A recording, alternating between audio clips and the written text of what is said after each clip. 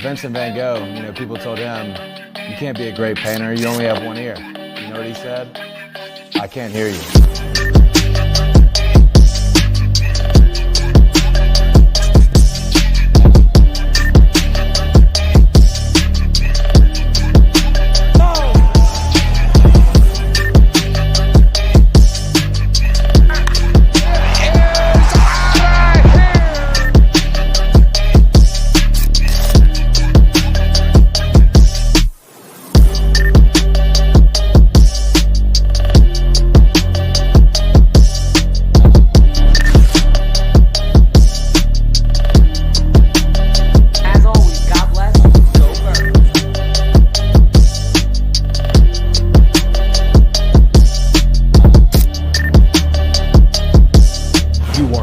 Listening to Sippin' Sports, a Phillies sports talk morning show with Chris, KJ, and Dalt. Proudly powered by 302 Birds. Let's take it to the show. Good morning, everybody. It is a very, very special Saturday, the inaugural Saturday for Red October. You guys can see, not planned, just coincidental, but everybody's got on the red hats because this Saturday morning, fall is in the air and playoff baseball is looming. Chris, KJ, how are we doing today, fellas? Great. I mean, they were starting to piss me off because it was like 2 straight days where it's like, okay, they could have clinched, and then yesterday they get off to a rough start, but they figured out how to win, and hopefully, they can keep winning and keep that number 1 seed so we can get that damn bye week. Hey, KJ, you going to be calling up Seglio and Matt? Oh, God. We got to do if they clinch the division today, we got to call them. Oh, yeah, we will. If we clinch division today, we will call them, and all their yapping and all the Grimace effect is alive. The Grimace effect. Oh, get that crap out of here. No. The Phillies effect is alive, and Red October is back, and you can already see it's all coming into bloom. I mean, the red leaves, the fall leaves, it is Red October, boys. I could smell it. So I'm pumped. I'm excited. Let's go, Phils. Ring that bell. I cannot wait. Yeah, I'm here for it. And that'll actually be a perfect bridge into our first topic. Me and KJ can smell it. It smells like candy apples and ass whoopings. You hear that, Seglio? I'm talking to you. I hear that, bud. There's nothing better than just beating the brakes off the Mets in late September. That'll be a good way to get your team excited, get the juices flowing again, because we all know the Phillies have had ups and downs this season. They're still the best team in baseball, in my opinion, record-wise. But when you look at them, they really are a team, I think, that relies a lot on momentum. And I'm glad that they're getting some positive momentum going right into the playoffs. I think that that's good for them. Whether or not they get that first round bye, I hope that they do. I think that they could use it just rest-wise. But momentum-wise, if they could end on a real high note, which yesterday was a good start to, I think it's going to be a beautiful playoff series. And I think we could be having that infamous parade. What are you guys thinking? Yeah, and they just got to keep taking care of business like they have been. I mean, we know what type of team they are. We know what they can do when they're firing on all cylinders. We just got to get them back there. And yesterday you saw the glimpse of that. Everybody was hitting. I think they wound up with 17 hits. When they hit like that as a team, it's nasty. You had guys like Rojas getting hits, Wilson getting hits. These are the guys that, they propelled that team yesterday. Because at first, Turner wasn't doing too well. Like the top of the lineup wasn't doing too well.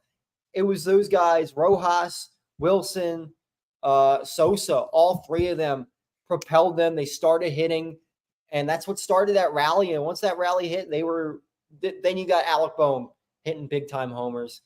And that's when this team is firing all cylinders. And then the pitching staff was great yesterday. Sure, Christopher Sanchez only went 5 innings. He walked a lot of guys.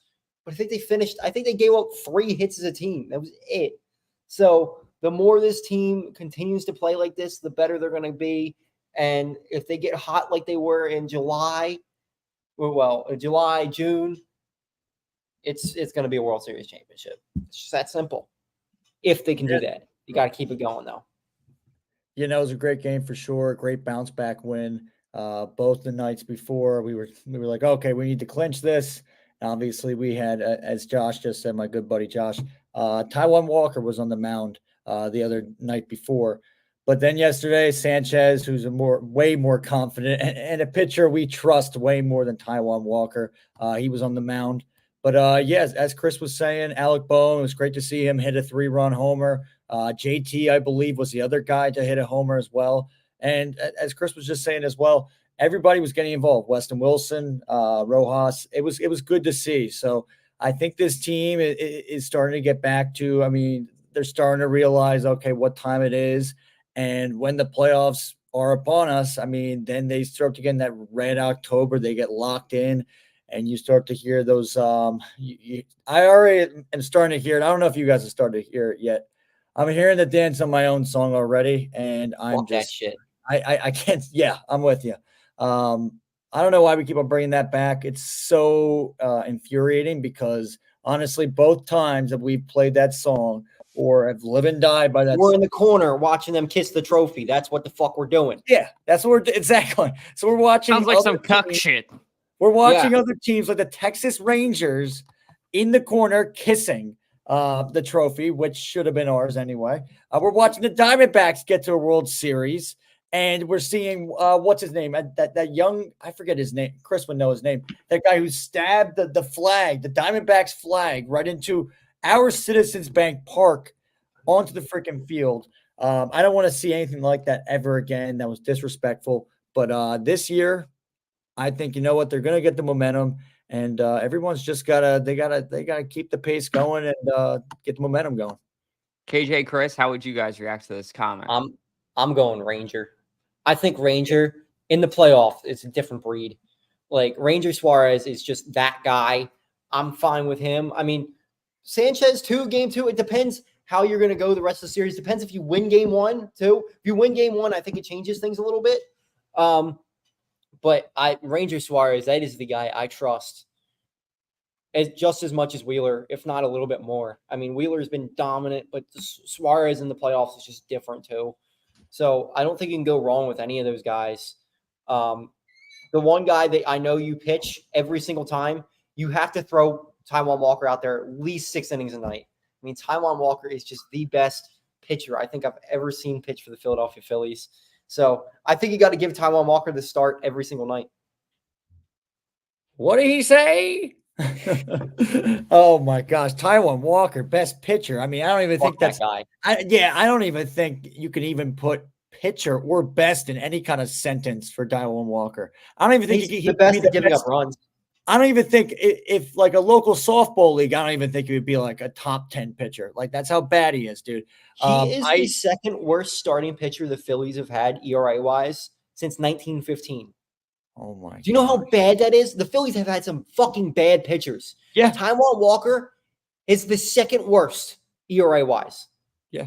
It's horrible. And they keep fucking throwing him out there. And if you think about it too, if you look at all the, if you go to Citizens Bank Park, you realize there's a big margin of all the titles of like where like we made it to the postseason, where you see all the banners and everything like that. There's a good margin of it. I don't know if you've noticed this, Chris. We're like from 1915 or whatever year it is for like 20 something years, or I don't know what it was, but like we didn't make the playoffs. So thinking about that, that just shows. We were horrible back then, but Taiwan Walker compared to those guys back then, oh my gosh, they probably, the guys back then probably look like freaking aces out there. They probably look like Roy Halladay's compared to Taiwan Walker. But I would say with this, I would probably say, yeah, you probably put Wheeler out there. Ranger Suarez, he had some iffy games I feel like, what was it, a couple of weeks ago or about that's regular season Suarez. Yeah, it's regular season. Playoff Suarez is different. Yeah, but that's what I was going to get to. Regular season. He was an all-star before as well. But yeah, I think he'll turn on some kind of switch, as Chris was just saying before. He gets in that mode for sure. And he realizes, okay, you know what? I want to be able to be celebrating. And what was it, that song? He was like, all I need is your love tonight. Yeah, he's doing that. We need that back. So I think he'll realize the situation And yeah, I'd be fine with having Sanchez pitch as well. But yeah, Taijuan Walker, I kind of get why we didn't give him anything last year in the playoffs. Thank God. We all thought that Thompson was an idiot. We're like, why isn't Taijuan Walker anywhere? Why is he? Yeah, maybe he is. But yeah, you know what? It was actually a good move by him to never even let him touch a baseball in the postseason last year. So yeah, I think he did that for a good reason, and hopefully we just don't see him ever again, for sure. He's a disgrace to Philadelphia, and him thinking that I think he's ever going to play, I think he's done after this. I think he's proven in the MLB that he can't be a consistent pitcher. So I think as far as MLB goes, it's donezo. It's over. Moving along now to our next topic. Some are happy about it. Some are sad about it. Some are in between about it. I would say overall, I'm happy because here's why. The Philadelphia 76ers are staying put. They are still going to remain the Philadelphia 76ers. They aren't going to be the Camden Sixers. They aren't going to be the Wilmington, Delaware 76ers. I'm not okay with that. I don't want them out of state. They need to stay true because the reason is I can't bust Giants fans like shout out to Colin. The New Jersey Giants is who they are. I hate when teams do that. You should be called where your stadium resides. Are they technically the Dallas Cowboys? Arlington. What? Yeah, I was going to say, well, technically they're the Arlington Cowboys. So when you think about it that way, I'm just saying. So I am happy that the 76ers decide to stay in Philly. On the flip side, this fucks everything. I'm at the acceptance phase at this point. I understand that I'll never be at another 76ers game again. I'll never spend my hard-earned money on a Sixers game again because it's going to be an absolute clusterfuck. You saw Chase U's video. It was a great video. Shout out to Chase U if you guys don't follow him. Awesome Philly sports content creator. But he's doing a video and he's like, yo, I know it's in the middle of the third and we're not parked yet, but we're going to be singing the song on the way out. That's seriously true. I think a lot of people are going to be getting there in the second, halftime with the traffic, and then getting out of there is going to be that much worse. So somebody like me, KJ and Chris, you guys know I hate traffic. I hate dealing with that. He's allergic. I pretty much accepted that I'll never go to a Sixers game again unless there's some kind of a hotel and they have that in their back pocket where I can stay overnight and come in at a time when it's not crowded and walk to the stadium and leave the next day or another time when it's not crowded. Because otherwise, clusterfuck. Yeah. I'll tell you this. I'm excited that they get to stay and remain in Philadelphia, but I've kind of had some time to think about it. And I know I made a video saying like, oh, I'm excited that they're staying put, but they really aren't. If you think about it, they're not really staying put. They're moving to a cluster crap, as Dalt was just saying. They're going to be making a cluster crap in Chinatown, it's going to be horrible. And the people who have to leave, right, because they're going to be knocking down some apartments over there. They're going to be knocking down some restaurants, some key restaurants in Chinatown.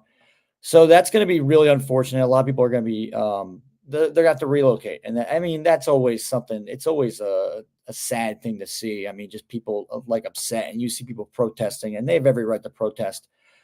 But I've had time to think about it, and I've realized too, like, there's just so many pieces to this puzzle that, like, it's a horrible puzzle. It's like the littlest little thin puzzle, because I'll tell you this, like, the parking is going to be, I know that they said like 40% they expect to be driving, and the other they expect to be taking like SEPTA and everything like that. Nobody's taking fucking SEPTA.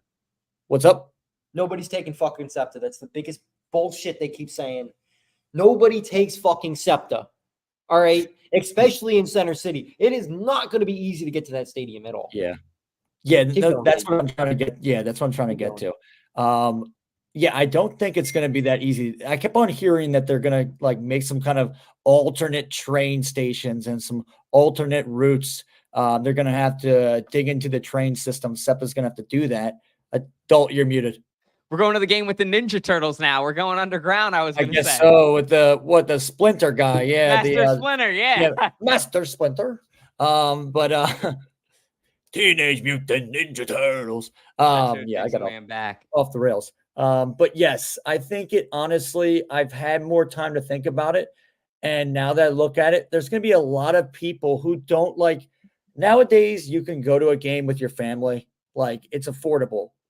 But in like, what is it, like 6 years when this all goes down, you're not going to see that because it's going to be like, I've heard this on the radio too. It's going to be like $800 for like four different members of your family. Like that's how it's going to be because you got to pay for parking. That's going to be like more than $60.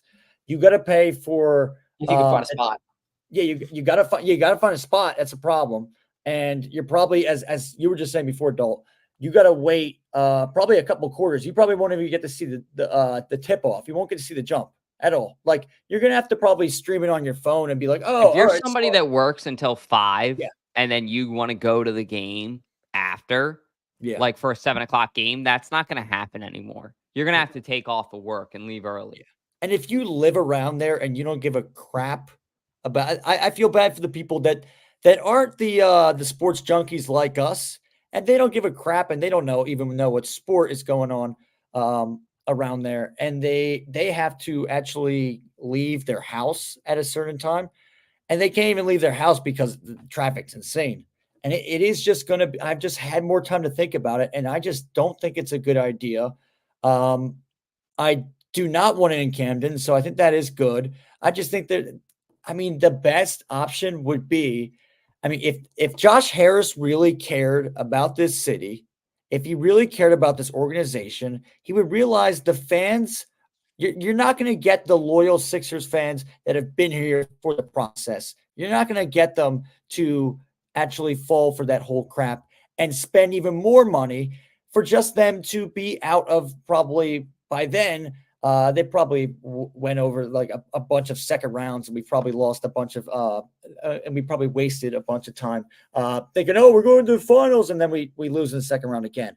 So a lot of people that keep on believing this team, like myself, and then we actually got to spend way more money to do all these kind of different maneuvering factors. I feel like with the parking, as we said before, the transportation, and the concessions and all this stuff, and actually getting to, you guys spend all this money and maybe even like $300, like sometimes a ticket, and then you get in there like in the third freaking quarter, and the Sixers are probably losing by like freaking 20 or whatever. I mean, there's just going to be a lot of just more of like, I feel like there's going to be more complaining than actually people being like, this is great, this is awesome. I mean, it's going to be a great facility, don't get me wrong, but you're barely going to be in there.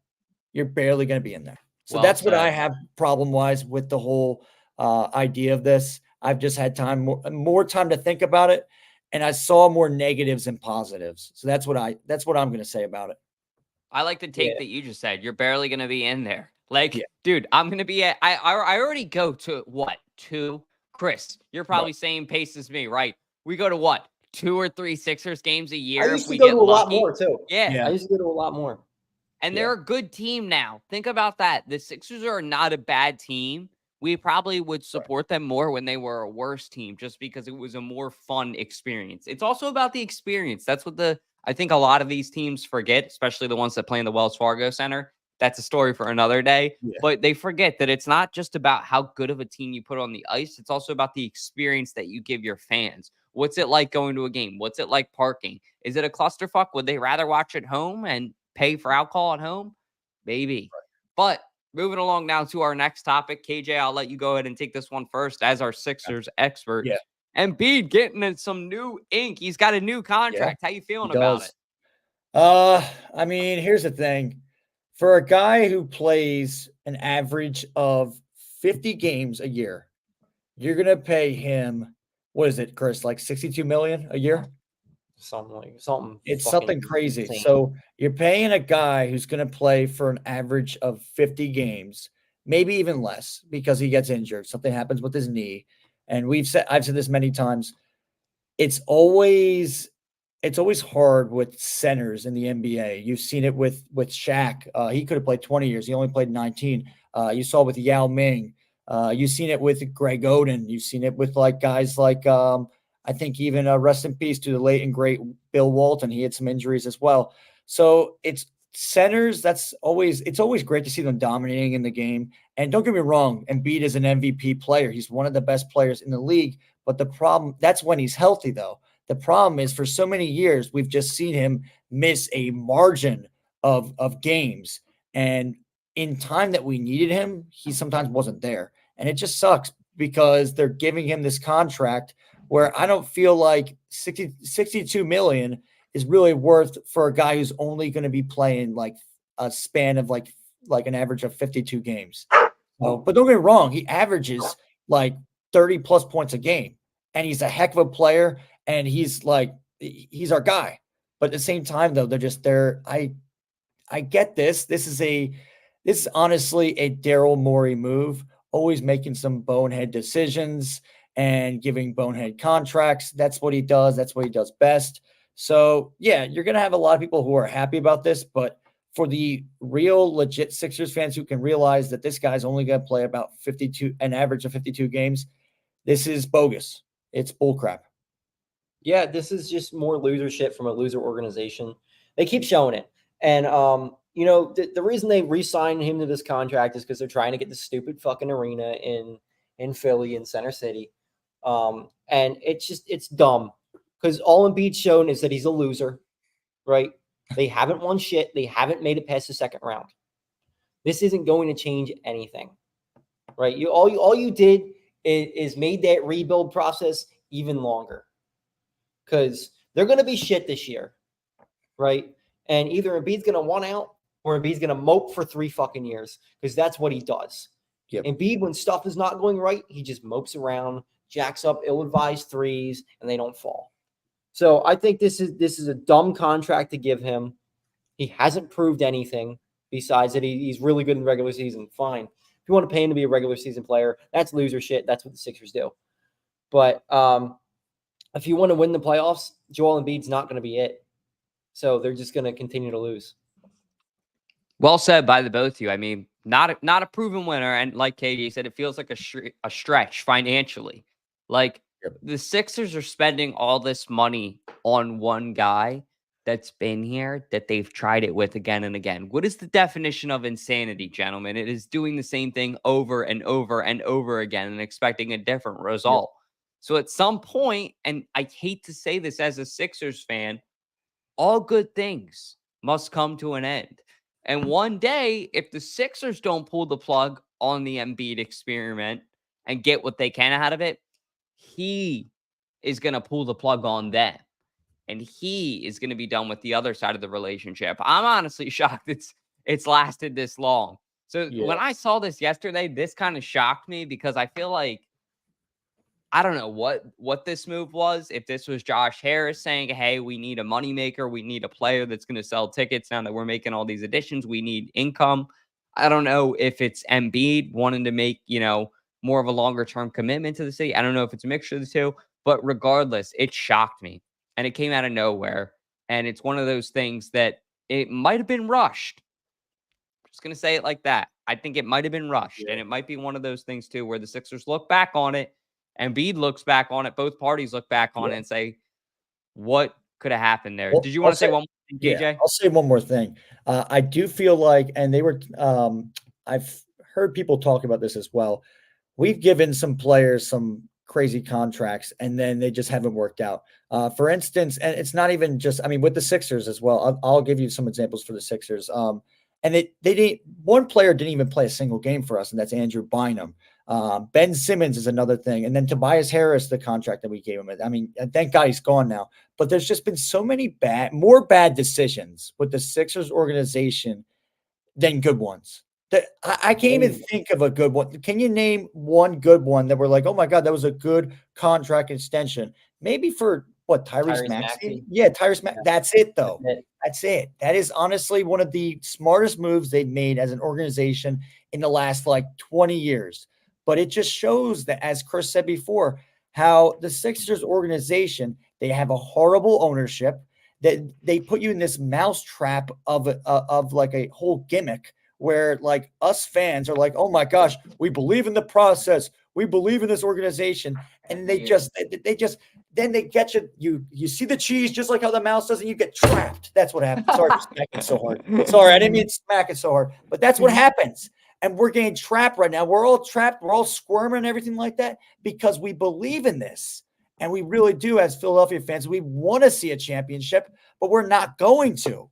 And I'm sorry if it seems like I'm being negative, but I'm tired of the same freaking outcome every single year. Same stupid contracts that happen. And you make us want to believe in this franchise and these players, but then they don't, when it comes to the playoffs, though, they don't achieve what we want them to achieve, and they just fall short. So that's the problem I feel like with this contract, because Embiid only will play 50 plus games. If he 50 minus 50 games. That's what I think. So we've seen so many contracts just flush down the toilet and just honestly just get us right back in the face.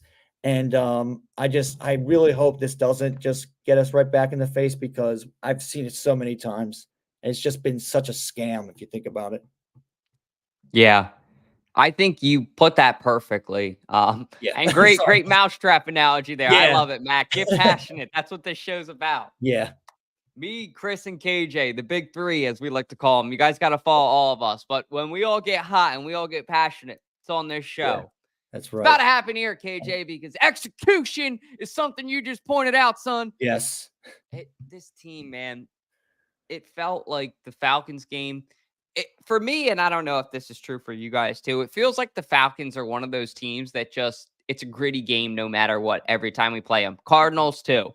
I don't know why, but those teams, we just always seem to have a close matchup with. You look at the playoffs, we came away with one of them. The game a couple years back with the Julio Jones walk-off touchdown that broke our hearts. It feels like with us or the Falcons, the game is always ending in some kind of a heartbreak for one of these two teams.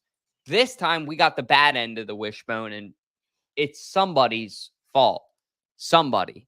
Now, look, a lot of people will say it could have been Saquon Barkley. If he would have caught this, we wouldn't even have been talking about it. And to those people that say that, guess what? You're 100% right. I would be shut the fuck up right now, not talking about it. But hey, at least I'm the guy in radio that's going to be honest with you and tell you that and not sit here and blow smoke up your ass. But he didn't. That's the thing. He didn't. We live in this parallel universe in Philadelphia sports where he didn't, and we lost the game. So you do have to look at the coach and look at his decision-making and look at under him, the offensive play caller, the QB, their decision-making, their execution. And overall, there were a lot of missed opportunities in this game. I know that the Falcons are a decent team. They're a gritty team. But the Eagles should have won this game by 7 to 10 points at minimum, in my opinion. They beat the shit out of the Falcons last year. That was kind of an oddball thing for us with the Falcons. But I was expecting them to win by a lot, even without A.J. Brown. So this game broke my heart. It was terrible because the whole tailgate, that was one of the best tailgates ever. This is actually the beer that I caught from Jason Kelsey. Well, I dropped. Well, you didn't catch it. You didn't catch it. Come on. I caught Koozie. Benny caught beer. Thank you to Benny. Beer didn't touch ground, so teamwork makes dream work. But I still have it. And that was seriously, in my opinion, I don't know for you, KJ. Yeah. That was a top 5, top 3 tailgate of all time. That was insane. From top to bottom, the morning to the night. And the game had all the factors I wanted. I just wish that they could have pulled it off in the end. So from what I heard, it was an amazing tailgate. I was texting Dalt. I was like, dude, I didn't plan for this properly. You know what? I'm going to drive my own car next time, because I drove with my dad. And so that was a problem. And he was kind of getting there a little later, which is okay. I get it. But yeah, from what I saw, it was insane. Jason Kelsey throwing beers to everybody. Apparently Nick Foles was even around the tailgates, which, oh my gosh, I probably would have fainted if I saw Nick Foles. So yeah, you guys probably would have seen me not even see the game, because I probably would have been in the hospital or something. But thank God that didn't happen. But yeah, I'll tell you this, it was a heartbreaker of a game. And there were so many chances for the Eagles to win that game. And it's one of those what if games. We talk about the what ifs all the time as being Eagles fans. I think, you could think about it for the Super Bowl 57. I mean, that's a big what if game. And I think about it every freaking night, every freaking day. I think about that Bradbury hold and whatever that was called. But I think with this situation, you got a lot of people to blame.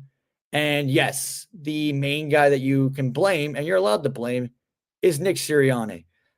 His little antics on the sideline, I'm tired of it. I'm tired of seeing it. I'll tell you one thing. When I really got annoyed by him and where I really lost respect for him was when the Eagles played the Chiefs last regular season and he was taunting the Chiefs fans after the game. You're taunting the Chiefs fans, but they're the fans that got to have a parade. They are the team that was able to celebrate that Super Bowl. You weren't, because before at halftime, you were bloating and getting all pumped up and everything. And Jalen, your quarterback, had to calm you down, which usually a coach is usually calming down a player. But no, it's total opposites, which is crazy. It seems like Jalen has more leadership than Nick Sirianni does. And we also heard this summer that Nick Sirianni was reading some kind of book. He was like, I read a book this summer, and it said that I have to stop with He can read?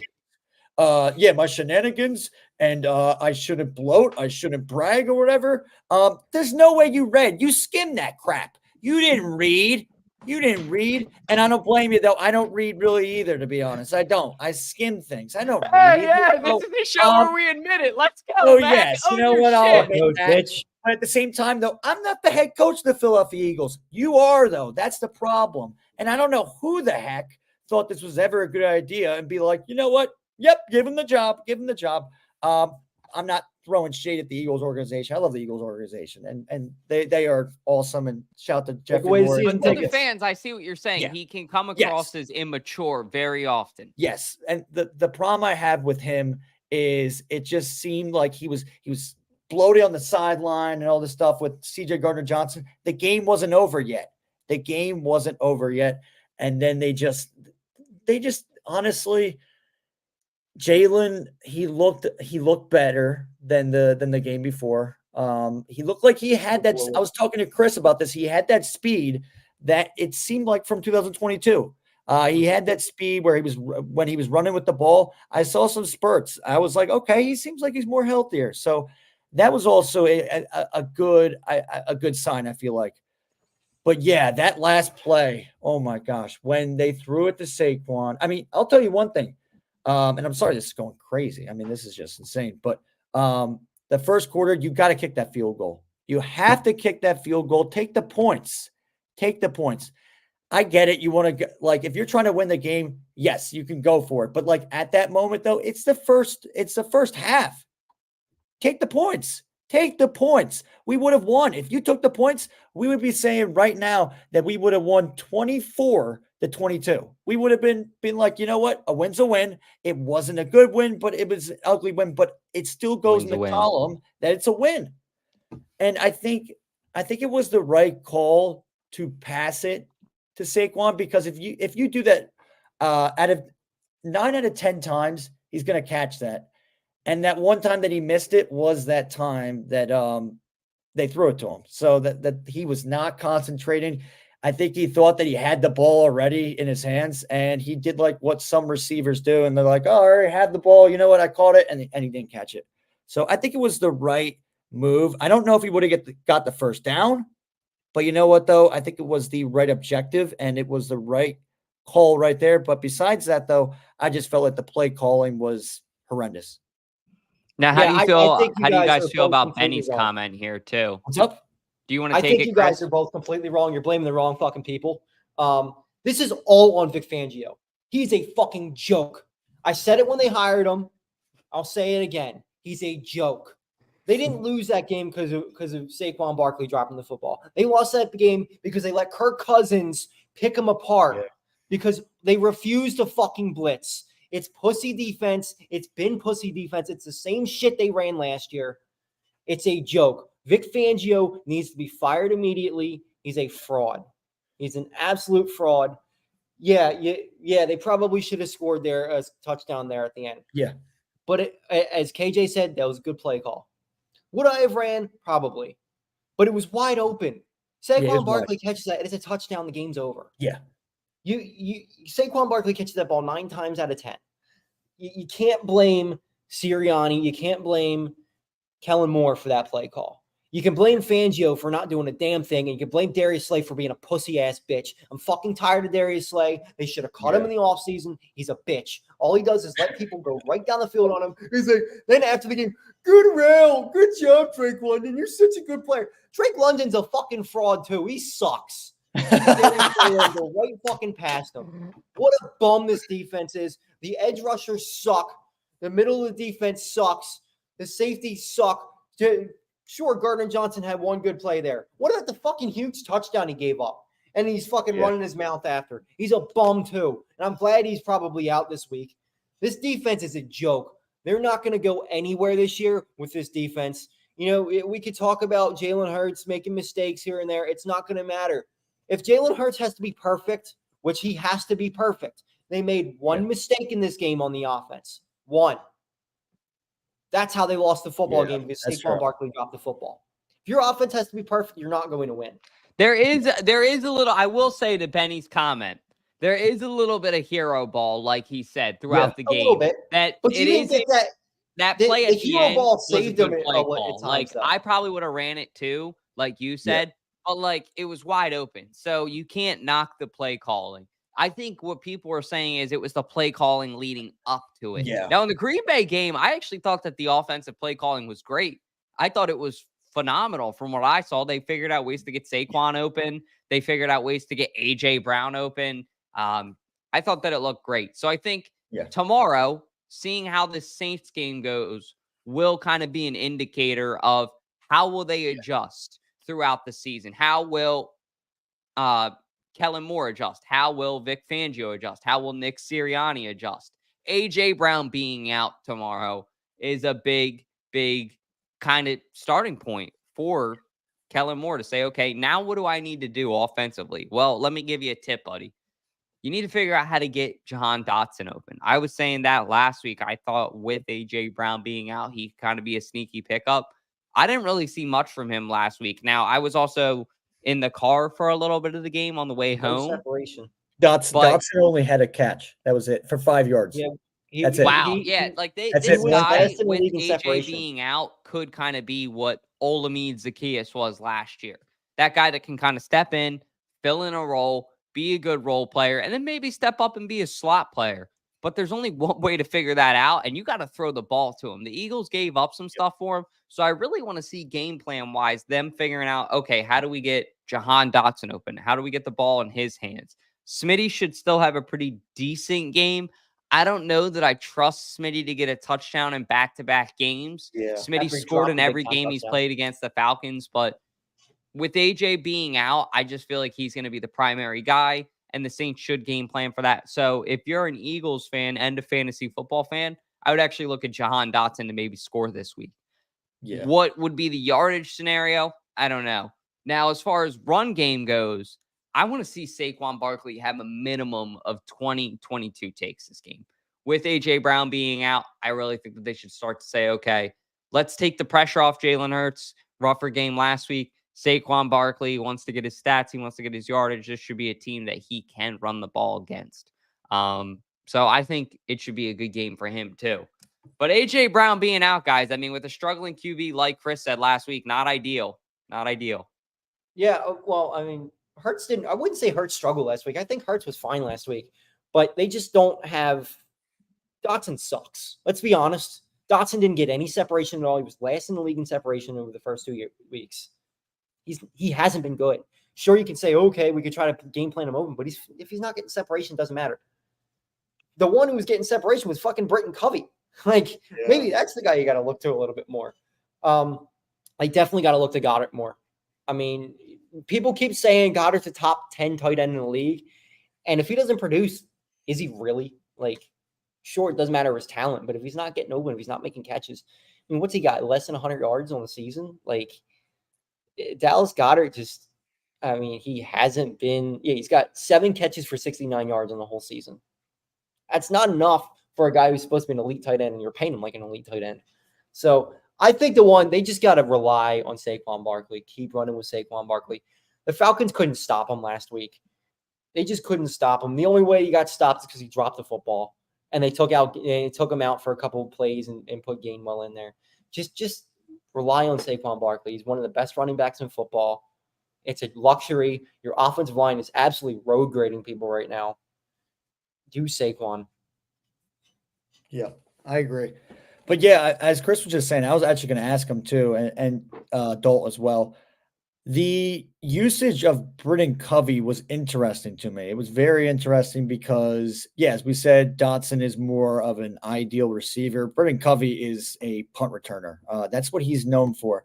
It was honestly kind of infuriating for me to see that Britton Covey was getting the ball.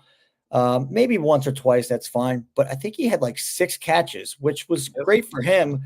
But he doesn't get any separation, though, when he gets the ball. That's wrong. That is wrong. He was top 10 in separation last week. I feel like did he really? Yeah, okay, he was top 10 in target separation last week. And Dotson was last. Okay, from what I saw though, I mean, I was right. I was able to see. I felt like he wasn't getting when he got the ball though. He maybe got maybe 3 yards after it or anything like that. But it seemed like what I meant by separation was like not him getting open. I mean, like I'm saying, like when he got the ball though, what he was doing after it was maybe like he would get the ball and then he really wouldn't make too much moves about it. That's what I mean with separation. I maybe said the wrong word. I think Covey's probably their best wide receiver 3 at this point. Wow. So you think he's just better than Dotson then? I think Dotson can't get open, and Dotson proved in Washington that he couldn't get open. They gave up way too much for him. They need to figure that out though this week. I think it's still too early to determine that. It's only the first home game. Dotson's good at is the 50-50 ball. Yeah, the problem I'll tell you that. I saw that. You can't trust Jalen Hurts to throw a 50-50 ball because he underthrows everything. And if there's one guy that he's going to throw it to, that guy is out right now. That's the only guy he trusts. We played Washington last year. I remember the Eagles I think they went into overtime, and the catch that tied it to make sure that they went to overtime was that 50-50 ball to Dotson. I don't know if you guys remember that. And Dotson caught that. And that's where I was like, you know what? Dotson could, when we got him, I was like, I kept on thinking about that play. I'm like, Dotson could be a red zone threat. But as Chris is saying as well, though, we haven't really seen anything yet. We haven't seen any sparks of anything from him, which is kind of concerning. And maybe we did just waste a 3rd round pick on him. I don't know. But yeah, it's a little concerning. And hopefully, though, we can see him do well in this Saints game. I mean, I hope he can because I need him to do well. I think he will. I think he will. I hope so. I think he's going to have – I think he's a good route runner too. I think that's one of his strengths. He's not necessarily good at one thing.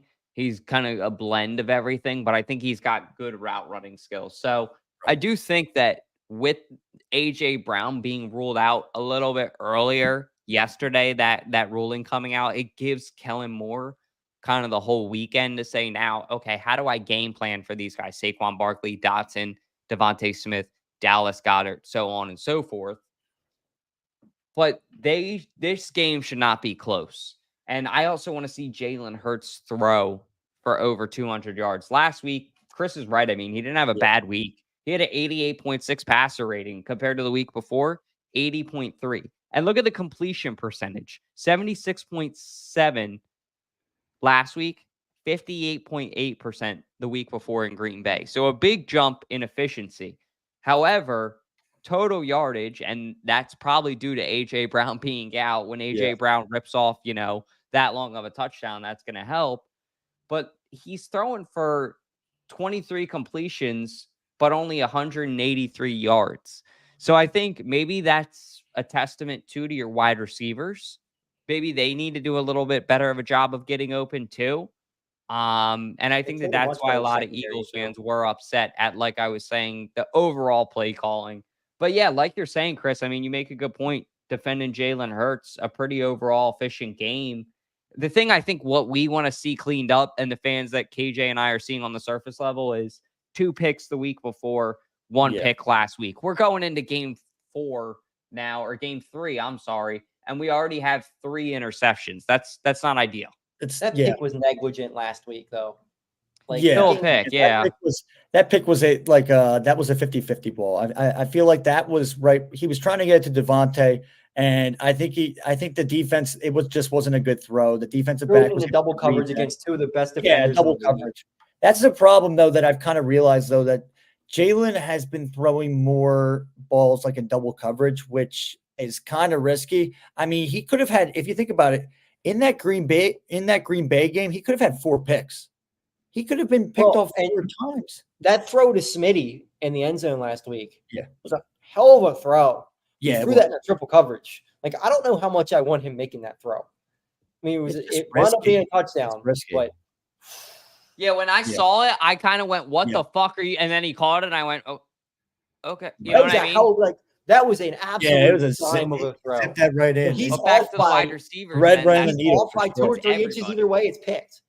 Yeah. So, but I mean, that's when you're an elite quarterback when you make those throws. The problem is when he doesn't make those throws and he misses, which he does a lot. And defenses can pick up on that. They can look back at the film and they could see, even though like that's a heck of a throw, I feel like some quarterbacks would be like, okay, you know what? I can come up to that play a little bit earlier and I can be prepared for that because he's going to try and zip it right through me. You know what, though? I'm going to try and pick it off this time, and some of them do. So that's where I feel like other teams who are going to be looking at game film, they're going to be looking at that pass, and they're going to be like, that's a great pass. How can I actually deflect that pass, break it up, or pick it off? Yeah, I'm kind of nervous about this game, being honest with you guys. Saints are 2-0, hottest offense in the NFL, no doubt. And we're going to their house. So I would like to see they haven't won there since 2007. The Eagles haven't won there since. Yeah, they have not. I think since the Sheldon Brown game, correct? Mm-hmm. Yeah, the big hit on Reggie Bush. Yep. And McNabb had like a 50-yard run, fumbled the ball into the end zone, and somebody picked it up and they scored. Oh my God! Yeah, it's gonna be a great game, boys. Buckle up, buckle up. It's gonna be insane. Yeah. I think that's all we got for you guys today. Wait, I don't have anything else. We got score predictions? Yeah, if you want to do a quick score prediction, go ahead. Yeah.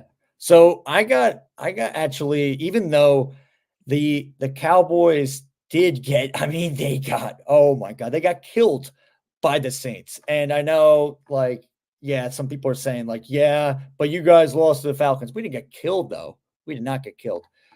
The thing is, I think the Eagles, even though, as Chris said, the defense was horrendous, I think, you know what, it's going to somehow wake them up a little bit to the point that they're going to be okay. It's not going to be a stellar defensive game, but I feel like the gas that the Saints had, I feel like they're not going to be able to repeat the performance they had last week against the Cowboys.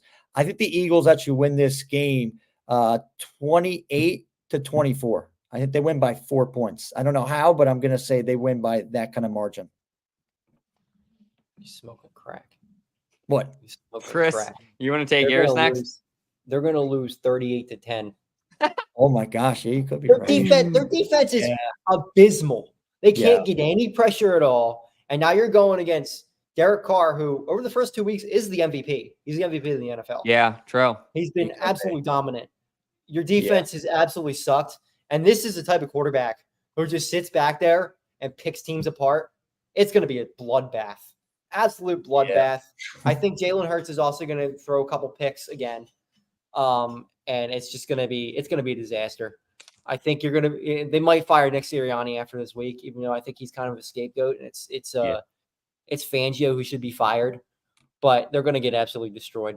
You really think there could be a chance to get fired, though? I don't think he'll get fired after this week. Yeah. I think he'll get fired. I think by the bye week, if they go into the bye week 1-3, they're going to fire him. I think that they would fire a defensive or an offensive coordinator before they fire him. We've never really seen this before. I don't remember the last time they've done this in the midseason. They already did fire defensive and offensive coordinators, though. They fired him last year. Well, no, that was later, though. I meant for head coach. But could they go get an outside hire, though, in mid-season? Could they still do, or could they He's not? thinking of No, Belichick over there. I like They're, me. they're gonna You take maybe. a TV They're gonna- deal and make him a NFL coach. they'll promote Kellen Moore to head coach. Which I would be okay with, but We'll find not out how the that goes, but that's They- exactly they what would fire happen. their head with coach Paul. mid-season. The season's over. Like it doesn't matter. They're gonna Yeah. lose. They're done. But it's a shame because they're wasting a really good team. I think a at lot of least talent. offensively, their defense just isn't there yet. The Yeah. edge rushers aren't there. Now I know Dalton is all about Hassan Reddick and coming back, but I kind of it's not want to happening. shut down the Hassan Reddick shit. He was absolutely abysmal the last half of the year last year. He too. stopped trying.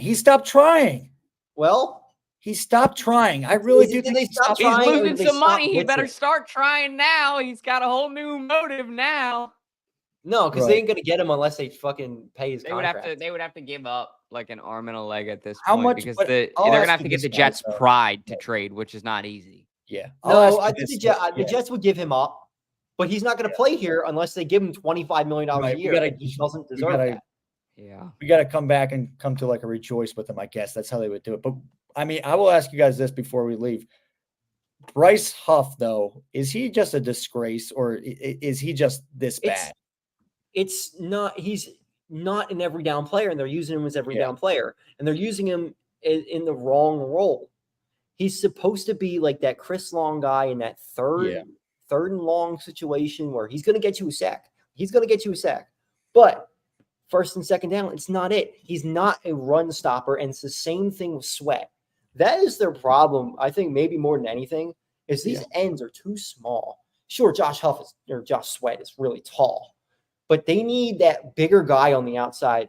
Brandon Graham's good at that, but they need two guys that are good at that, and a guy who's not 35 years old. And I don't know what the answer to that is. Do you move Carter to the outside? Maybe, because Carter's not terrible at run stopping, and I think at the end he can hold his edge. I think he could hold there. Yeah. You could at least try it with They him. need- I they mean, need he's so somebody big, who's you gonna can put hold him the anywhere, edge. I think, on the line. But then who would move to his spot then? That's what I'm thinking. You got Milton Williams you could throw in Yeah, there. no. You got the who's that other guy? Booker, who played really well. I've been hearing Booker's Are actually. you guys okay. out on Jordan Sorry. Davis? You're done on him? No. See, here's Jordan the thing. Davis, he's oh my gosh, yeah. Here's the thing on Jordan Davis. Everybody keeps trashing him because he's not getting sacks. That's not who he is. not He's a right. Yeah, run never been. stopper. He's run And stopper. if you watch the tape from last week, the problem with Jordan Davis wasn't Jordan Davis. It was the linebackers behind him missing the block, missing the hole. So Jordan Davis is a lot like an offensive lineman where he's supposed to open a hole. He opens the hole for the linebacker. An offensive lineman opens the hole for the running back. Well, the linebacker has to go through there and make the tackle, just like the running back has to go through there and get a first down. Yeah. And also wasn't he a rotational? And Wasn't Dean's he like okay, but Dean's not that good. Wasn't he like a rotational player at Georgia though? Like they would take him out for a lot of plays, I remember. Which like He that did, was but but then here in the pros, that's where I feel like he's struggling because he's got to play that has all the nothing to time. do with it. You know, I don't think he doesn't look like he's gassed out there. I think it's more just they're just one, he's getting double teamed all the time, which if he's getting double teamed, whatever. Like that's where the guys on the edge need to make plays, and they're not. They're not getting double teamed. It's Carter and it's Davis who are getting double teamed. And those are like Carter will be the double team every once in a while, but Davis is never going to be that guy. He's just a guy who's going to take up space, which that's when the other guys need to make plays, and these other guys aren't making plays. Besides Chauncey Gardner-Johnson, he made that tackle, but Davis is the one who made that play because he allowed him to get through there. Yeah. Oh, geez. Got to bounce back though. We got to bounce back. Hopefully. Definitely do. We'll see how tomorrow Over. goes. But I think that's all we got. I don't think we got anything else for you guys. So please make sure to follow all these guys on Instagram and on TikTok as well. Don't follow Be me. sure to give us a follow at Sippin' Sports on Instagram too for all that fun stuff. That's all we got for you guys. So other than that, welcome to Red October. Hopefully the Phillies don't let us down, and have a great weekend. Go.